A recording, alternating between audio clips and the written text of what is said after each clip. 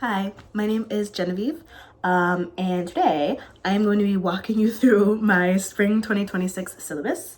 I'm sure all of you have also been getting these videos on your TikTok view page, but I saw someone come across my screen and they were talking about their personal spring syllabus that they're gonna hold themselves to for the spring, and it inspired me to create my own. I turned 30 this year, which is an age that I really never thought that I would ever see. Not to get too personal, but it's kind of crazy because I'm turning 30 and I still feel like 16 years old in a lot of ways. I've made a lot of growth and a lot of changes in my life, but I feel like I have been so stagnant with a lot of my goals and a lot of the hobbies and things that I enjoy, and then I know my brain really likes, and I know that makes me feel whole and complete. So when I saw this person walking through their syllabus, I was blown away, and I really had the urge to create my own. So I am going to be sharing with all of you, and I would love to be held accountable because I think that this year is going to be the year of being held accountable. I realize that I just don't do stuff if people don't ask me about it. If I don't feel guilty for not doing it, I just don't do it. So please guilt me, give me guilt, because it'll make me into a much better person. And I'm ready to be a better person this year. So anyway, Genevieve Spring 2026 syllabus. I added a little blurb at the top. So during the semester, you will set healthy habits and delve into subjects to start your year off on the right, fulfilling foot. These habits and subjects will contribute to the overall quality of your year and set you up for continued success beyond 2026. So I think my goal with this first semester is to have more of a return to self and old habits that I know I benefited from in the past. So I gave myself little starting and end dates. The semester is going to begin January 5th, which is the first day back from winter session for me. And then it's going to end April 3rd, which is right before spring break. So yeah, it's a 13-week long semester. And the culminating project is going to be a minimum 3-page essay reflecting on the success of the syllabus and ability to remain consistent with the syllabus. That's the key. What made it difficult? How did I work through any struggles and roadblocks? And I will be sharing that essay on Substack and reflect on it in a YouTube video as well. The first subject is financial literacy. I've spent all of my money. It is all gone. And I know why it's gone. I know what happened. I think I have been so depressed and so not myself for the past 5 years that I've just spending money has been the thing for me. And while delving into that has also been Afterpay, Klarna, Affirm. Time to saddle up and get back to where I've been, because right now I'm not doing too hot. So by the end of the semester, I will pay off Afterpay, Klarna, Affirm balance, and cancel those accounts. Let me add that to it. I just don't want to do it anymore. I just don't want to do it. I'm going to create a budget. I try to budget every year. I try to do it, and then my eyes just glaze over and I get really just I can't do it. So I'm going to try my best to budget. I'm not even going to try my best to budget. I'm going to create a budget. I'm going to create a brick and mortar budget. I'm going to buy a little budgeting notebook. I'm going to do it every month. I'm not playing anymore this year. I'm not doing it. And then this is embarrassing, but I'm going to invest $100. I've had more money that I could have invested in the past, and I spent it all instead of investing it. And I think starting with just a cool 100 to invest will be great.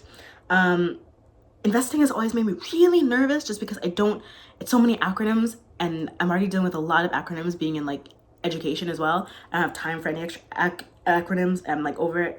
I also just think from a political standpoint, investing feels very weird. It's a very capitalist thing. And so it just kind of rubs me the wrong way, the idea of having to invest. But I think the future that I am envisioning for myself, where I am able to be happy and make other people happy and change other people's lives requires moolah. I need money to do that. I can't do it without money. So I'm gonna start investing now so that I can, you know, have that future later. Some required readings and videos. I'm gonna talk to my friend Kevin. Kevin is really good with their money, and I think that it'll be, I don't feel embarrassed talking to Kevin. And I think Kevin will judge me, but like in a kind way. So I will be talking to Kevin. My family also has like an accountant that they have had connections with for a very long time. Why I didn't talk to the accountant before when I had more money, don't know. Should have, didn't. And now here we are. There's some YouTube videos that I have linked, and I'm gonna drop a link for this in the description of the YouTube video as well, so you guys can look and steal whatever you want. I want to share. That is my first subject, is financial literacy. My next subject is spiritual reawakening. I used to be so spiritual and so like one with the universe, and I still am. I think I forgot how one with the universe I am, and so I just want to tap back into that energy, because some of the best times in my life are when I was like meditating every day, when I was journaling every day, singing to the moon, taking spiritual baths like with the moon cycles. Like I really vibed with that, and my life really was wonderful with that. So I would like to get back to that point. So by the end of the semester, I will develop a daily spiritual practice, increase understanding of astrology, increase understanding of tarot, and journal daily. I guess really what I mean for like astrology, I've never fully understood, like point blank period. I would like to get more deep into astrology. In terms of like tarot, I was so into tarot, and like I think the thing that I really liked about tarot was how up to your own interpretation it was, but still having like that framework of like, this is traditionally what it means, how can you build onto it to fit what you're feeling. Journal daily, I don't know if that's gonna happen. I really like, that's the one thing on this list where I'm like, I don't know, mama, you sure? But I think even if it's just like writing one sentence or drawing a picture or gluing something in my freaking journal, I think that'll be enough. Third subject, hobbies. I'm probably gonna have this subject in every single one of my syllabus for the entire year. So it'll be there all the time. Hobbies are so important. It's really important to have things that you like and things that you enjoy. So by the end of the semester, I will commit to a weekly yoga class, read 10 minutes of media outside of the curriculum readings once daily. And I said media because it might be like articles, it might be magazines, not just books. Crochet while watching TV, bake three things, 45-minute writing sessions in a cafe once weekly. Sick of telling people that I'm writing a book and it's almost done, but I just can't finish it. I can finish it, and I will finish it. It'll be done. And then play guitar once a week. I might also change that to like play instrument once a week, because I'm also thinking about getting a ukulele and like learning more, like doing that, not in like a never shout never way. I'm gonna put required readings and videos there, which will be like probably like recipes that I want to bake.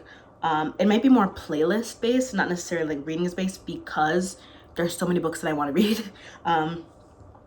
So I don't want to have like a full-on list of all these books and then feel like weighed down and skeptical. So probably not a lot of readings, but there will be playlists. Maybe some like, I don't know, like videos that talk about like writers and like what they do and how their process and everything like that. So, and then at the bottom, I just have a little note to self. Be gentle and kind. You will not be perfect, but you owe yourself this. Nothing will get in your way, not even yourself. Which I think that is my mantra for this upcoming year, is nothing will get in my way, not even me. That is it. That is all there is to this upcoming year. So yeah, I think like the main reason why I wanted to share it with all of you in this way is because I want to be held accountable. So I've shared it with like a bunch of my like close friends and like friends that like inspire me, people that inspire me. And so please check in on me. Please ask me like, hey, how's yoga doing? And if I say, oh, well, you know, I've just been tired. I've just been like this. I've just been that, like, push me. I'm sick of being tired. I'm not that tired, you know? I gotta get over it. I'm gonna be posting this in the description of this YouTube video. And if you have any suggestions for things to read, or like channels to follow, or like articles or whatever, please feel free to recommend. Also, please feel free to like copy and paste what I have and like create your own. I feel like when I saw this idea, I was like, show me your syllabus. What does it look like? And then I just like Googled syllabus online, and I found one that I was like, okay, now I understand what it should look like. But yeah, if you decide to do this, let's hold each other accountable. Let's work together. Let's keep each other motivated, you know? I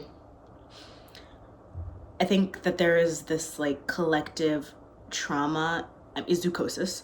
We're all just kind of like floating around in the same fish tank and like making circles and circles and circles, and that can only last for so long, you know?